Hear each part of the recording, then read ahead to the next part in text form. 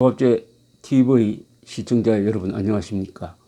이 드루킹이라는 이 아이디어를 가진 민주당원 김모 씨 사건이 이게 점입가경입니다.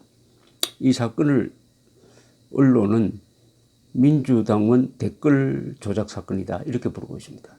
댓글 조작 사건이라는 의미는 댓글의 조회수를 폭발적으로 늘리는 프로그램을 써가지고 마치 보수 세력이 그런 장난을 치는 것처럼 공작을 했다는 그런 뜻입니다. 민주당원 댓글 조작 사건. 그런데 김모 씨와 다른 2명이 구속돼 가지고 3명이 지금 경찰 수사를 받고 있습니다만은 여기에 대해서 이것은 민주당과 조직적인 연계가 있다. 그리고 청와대와도 연계가 있다. 이 드루킹이라는 김모 의원이 대선 때, 지난 대선 때 문재인 대통령을 당선하는데 공을 많이 세웠다.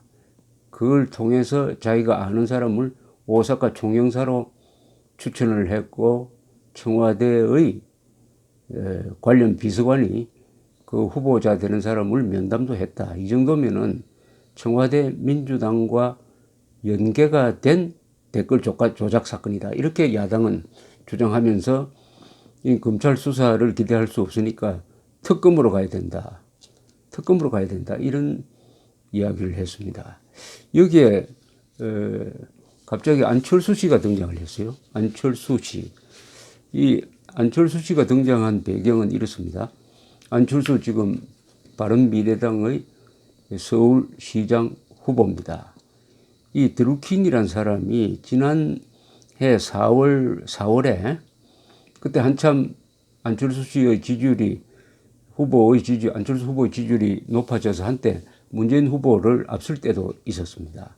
그때 안철수 후보를 집중적으로 비판을 했다 이거죠. 집중적으로 비판하는 글을 썼는데 이 사람이 자기의 블로그에 올린 글에 이런 내용이 있습니다. 지금이야말로 반격의 때다. MB 세력에게 최후의 일격을 날릴 때가 되었다. 이 MB 세력은 홍준표 후보를 가리키는지 안철수 후보를 가리키는지 여기는 명확하지 않지만은 당시에 안철수 이꼴 MB의 아바타다 라는 일종의 선동 공세가 한참 셀 때입니다. 이걸 봐서는 MB 세력이라고 하면은 안철수 씨를 가리키는 것 같아요. 언론도 그렇게 보도를 하고 있는데 여기 보면 구체적으로 어떻게 여론을 몰아가야 되느냐 하는 내용을 구체적으로 이렇게 써놓고 있습니다. 첫째, 네이버를 기준으로 하면 호감순 댓글을 보고 선플이 달려 있으면 한 페이지에 10개 정도 추천을 눌러주십시오. 선플이 없다면 선플을 작성합니다. 둘째, 최신 순을 눌러서 댓글의 최신 순을 눌러서 새로 올라오는 악플들의 두더지 잡기를 해줍니다. 비추를 하나씩 날려주는 것입니다. 10개 정도 또는 아주 정신없이 올라오면 5개 정도 비추를 날려주고 호감순을 한번 눌렸다가 다시 최신순으로 돌아오면 새로 올라온 악플이 또 보일 것입니다. 거기에도 비추를 날려줍니다. 셋째, 이것은 알고 있어야 팁입니다. 네이버의 댓글 작성은 하루에 20개만 가능합니다. 그러니까 20개를 다 사용하고 나면 아마 댓글 작성이 안 될 것입니다. 그러면 베스트 선플 추천과 최신순 두더지 잡기만 해주면 됩니다. 자, 이런 유의 글을 썼는데 이게 무슨 꼭 기술자들이 아주 조직적으로 댓글 여론을 어느 방향으로 몰아가는 아주 실무 지침처럼 되어 있습니다. 여기에 대해서 오늘 이 안철수 후보가 한마디를 했습니다. 지금은 예비후보죠. 예비후보로 등록되어 있는데 국회에서 열린 기독신우회 창립 예배 직후에 기자들과 만나서 댓글 조작의 시기가 단순히 올해 일이 아니고 지난해 대선 때 일이 있었던 것 아니냐면서 이건 민주주의를 훼손시키는 심각한 범죄고 그 일이 지난 대선 기간 아주 집중적으로 일어났다는 증거들이 쏙쏙 나오고 있다. 지난 정권, 지지난 정권 이런 일들에 대한 단죄를 하지 않았나. 그러면 같은 원칙이 적용돼야 한다. 김경수 의원은 여러 부분에 걸쳐 말을 바꿨고 청와대조차 말을 바꿨다. 마치 일방적으로 문자를 받았던 사람이라고 이야기했는데 실제로는 그렇지 않았고 또 단순히 부탁받은 것을 무시하는 정도가 아니고 실제로 청와대에 전달하고 면접 보게 하고 안 됐다는 것을 전달했던 게 아닌가. 김 의원이 시민의 정치활동이라고 표현했는데 일반 시민의 청탁을 전해 듣고 청와대에 인사청탁을 하는 게 말이 되느냐. 수십 명이 밤새워서 특정 기사 홍보를 하는데 이런 게 일반인의 정치활동이라면 파리도 새라고 할 수 있다라고 비판하면서 트루킹 사건에 문재인 대통령이 연루가 의심된다 이런 이야기를 했습니다.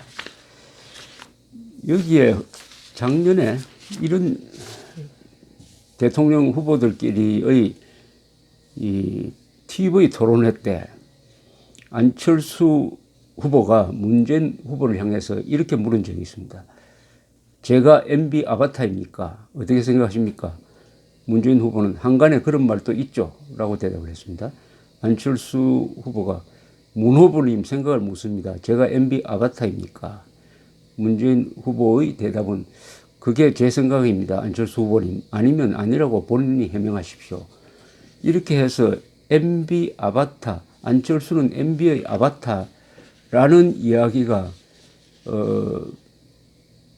안철수 후보의 입에서 나왔기 때문에 이것이 아주 확산이 됐고 이게 안철수 후보의 지지율을 급격히 떨어뜨리는 데 상당한 역할을 했다는 이야기가 있습니다. 그러면은 안철수는 MB의 아바타다. 안철수 씨는 이명박 정부 때 몇 개 정부 관련 자문위원회 등에 이름을 올린 적이 있습니다. 아바타라는 것은 영화 아바타 누구누구의 대리인, 누구누구의 화신이다. 뭐 그런 뜻이죠. 대리인. 그러니까 안철수는 MB의 대리인이다. 이것은 아마 특히 젊은 사람들, 이명박 대통령을 싫어하는 사람이 많았던 이 30, 40대 지지층에 상당한 영향을 끼쳤을 것이라고 생각을 합니다. 그런 여론 조성이 이 드루킹이라는 사람의 이 댓글 조작을 통해서 확산되었느냐 안 되었느냐 하는 게 이 검찰이나 경찰 수사로 밝혀질 수 있을지 그게 좀 궁금합니다. 자, 우선 이 댓글 여론 조작이라는 것은 국정원 댓글 사건으로 이렇게 확산이 되었는데 사실은 국정원 댓글 사건의 제일 출발점은 당시 민주당이 잘못된 정보를 가지고 시작한 겁니다. 국정원 여자 직원이 오피스텔에서 사람들을 모아놓고 댓글을 써가지고 박근혜 후보를 지지하는 선거운동 사무소를 가지고 있다는 허위 정보를 듣고 급습을 했으나 그것은 개인 오피스텔에 불과했습니다. 여기서 사건이 끝났어야 되는데 야당이 박근혜 대통령 당선 이후에 이것을 끈질기게 물고 늘어지니까 국정원의 심리전단이 그동안에 통상적으로 해왔던 북한 정권의 이 사이버 심리전에 대응하는 이것까지 수사를 하게 되면서 국정원 댓글 사건으로 커졌습니다. 이게 박근혜 대통령을 몰락시키고 문재인 대통령을 당선시키는 하나의 축이었어요. 그 다음에 세월호 사건과 관련된 여러 가지 정치 공세, 그 다음에 최순실 사건, 이렇게 삼각형의 구조를 가지고 있었습니다. 그런데 이 댓글 부대가 사실은 민주당과 관련된 민주당원이 운영하는 댓글 부대가 있었다 하는 것이 이번에 이제 밝혀졌습니다. 댓글도 쓰는 것과 그것을 조작하는 것은 좀 차이가 있습니다. 댓글을 통해서 자신의 정치적 의견을 발표할 수는 있습니다. 그러나 거기에 지지 찬성을 막 조작을 해가지고 어떤 댓글이 제시하는 방향으로 여론을 몰고 가는 것은 이것은 선거법에 위반되는 행위죠. 여론 조작에 해당됩니다. 더구나 그 여론 조작이 공당의 조직 또는 공당의 조직과 연관된 관계에서 이루어진다고 한다면 이것은 심각합니다. 또 그것이 현재 집권 세력이라고 한다면 더 문제가 심각하죠. 집권 세력이라고 한다면 대한민국은 총구에서 권력이 나오는 나라가 아닙니다. 여론에서 권력이 나옵니다. 즉 여론이 변하면 선거가 변합니다. 선거 결과가 바뀌어집니다. 여론을 돌려놓으면 선거를 통해서 집권을 할 수가 있습니다. 여론에서 권력이 나옵니다. 그렇다면 여론을 조작하는 행위는 이것은 민주주의 파괴 행위입니다. 공정한 선거를 파괴하는 행위니까 이것은 어떻게 보면 준 쿠데타적 행위입니다. 권력을 잡기 위해서 여론을 조작한다. 권력을 잡기 위해서 여론을 조작한다는 이 본질적인 문제가 있습니다. 권력을 잡기 위해서 탱크를 끌고 나온다. 권력을 잡기 위해서 여론을 조작한다. 더구나 요새의 여론 조작은 과거와는 차원이 다릅니다. SNS, IT 기술, 인터넷, 유튜브 등등 굉장한 이 공학적인 기술적인 확산 속도가 어마어마하게 빠릅니다. 여기에 페이크 뉴스를 집어넣을 수도 있고 지금처럼 어떤 댓글에 대한 찬성 반대를 조작을 해가지고 여론을 몰고 가려고 할 때 그 효과가 빠르고 여기에 대응하는 데 시간이 걸리면은 먼저 조작한 쪽이 이깁니다. 또 선거는 선거 기간이 20일 정도 대통령 선거일 경우에 20일이나 뭐 아주 짧게 지정되어 있습니다. 그 기간에는 많이 할 수가 없어요. 많이 할 수가 없습니다. 그런 피해를 본 사람이 많습니다. 2011년에 나경원 한나라당 서울시장 후보가 피부 뭐 관리하는데 뭐 연간 1억 원을 썼다는 그런 완전히 선동된 소문에 큰 타격을 받았지만 회복할 방법이 없었던 것과 마찬가지입니다. 그러니까 선동을 통해서 여론을 조작하는 행위는 이것은 국사범 수준으로 다뤄야 합니다. 왜냐하면 그 결과로서 권력을 잡게 되니까요. 거짓 선동으로 권력을 잡는다. 거짓 선동으로 어떤 정상적인 정부를 무너뜨린다고 한다면 이건 준쿠데타적 행위니까 이번 이 사건은 아주 모범적으로 처리를 해야 될 것입니다. 경찰, 검찰이 정권의 영향을 받지 말고 즉 헌법 7조에 입각해가지고 헌법 7조는 뭐라고 되어 있느냐. 공무원은 국민 전체에 대한 봉사자이며 정치적 중립은 보장된다고 했습니다. 검찰, 경찰, 공무원은 정치적 중립이라는 것은 정권으로부터 독립해야 된다는 뜻입니다.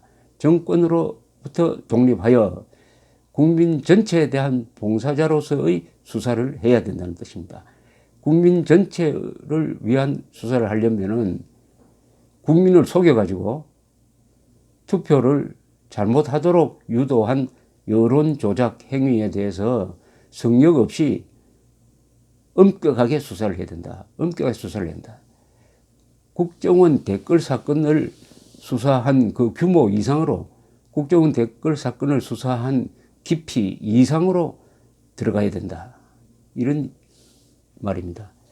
제가 작년 4월에 나이가 한 40대 되는 여성 직원과 이야기를 나누다가 아주 인상적인 이야기를 들은 적이 있습니다.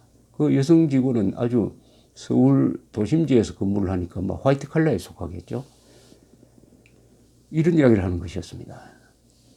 안철수는 밉다. 왜 밉냐 물으니까 안철수가 정권을 잡으면 이명박을 감옥에 보내지 못할 것 아니냐 이렇게 이야기하는 것이었습니다. 아, 이게 젊은 사람들 층에 이명박 대통령에 대한 비호감이 이렇게 많구나. 그것을 기준으로 후보를 정한다는 거죠. 누가 이명박 대통령을 감옥에 보낼 것이냐, 보낼 수 있는 후보냐, 어떻게 이 얌전한 여성의 머릿속에 그런 생각이 들어갔을까 하는 게 하나의 저의 의문으로 남았는데, 이번에 이 과정에 보니까 안철수 이 꼴 MB의 아바타다 하는 쪽의 여론 조성이 있었다는 의심이 드는 일이 일어나서 1년 전의 그 사건이 다시금 연상되었습니다. 여론 조작은 준 쿠데타입니다. 민주주의 파괴입니다. 헌정 질서 파괴입니다. 또 이런 이 조직적인 여론 조작을 볼 때 과연 요새 발표되는 여론조사 결과가 정확하냐? 문재인 대통령 지지율이 70%로 나타나는 이 여론조사가 과연 정확할까 하는 의심도 듭니다. 지금 여론조사한 걸 보면은 문재인 지지자 또는 민주당 지지자가 여론조사 표본에서 한 50%를 차지합니다. 50%. 과연 이 비율이 맞느냐 하는 것이죠. 40%로 당선이 되었습니다. 40% 지지율로 당선이 되었어요. 당선될 때는. 그런데 전체 인구수에서는 전체 투표자 중에 40%니까 투표 안 한 사람까지 포함하면은 전체 유권자 중에서 문재인 대통령 지지자는 한 30%가 됩니다. 그런데 여론조사를 할 때는 문재인 지지자 또는 민주당 지지자가 50%나 되니까 과대표되고 있는 것이 아니냐. 그렇다면 현재 나타나고 있는 문재인 대통령 지지율에서 한 20%를 감해야 이게 맞는 거 아니냐 하는 생각도 듭니다. 그러니까 지금 이 민주주의 사회에서는 유권자가 선동에 속아 넘어가면은 그것은 곤란합니다. 심하게 말하면 깡패나 사기꾼이나 간첩도 국회의원이나 대통령으로 뽑을 수가 있다 이 이야기입니다. 이 유권자가 속으면은. 그러니까 유권자를 속이려는 이런 범죄에 대해서는 가장 엄중하게 수사하고 처벌을 해야 된다. 조직적으로 국민을 속이는 거죠. 국민을 집단적으로 속이려고 하는 것 이상의 죄는 없습니다. 이 민주주의 국가에서. 과연 문재인 대통령의 진짜 지지율이 어느 정도냐 하는 것은 이번 지방선거에서 판별이 날 것입니다. 지방선거를 해보면 그동안에 여론조사가 과연 정확했느냐 안 했느냐를 알 수 있을 것입니다. 어쨌든 다가오는 6월 지방선거를 잘 해야 되겠습니다. 감사합니다.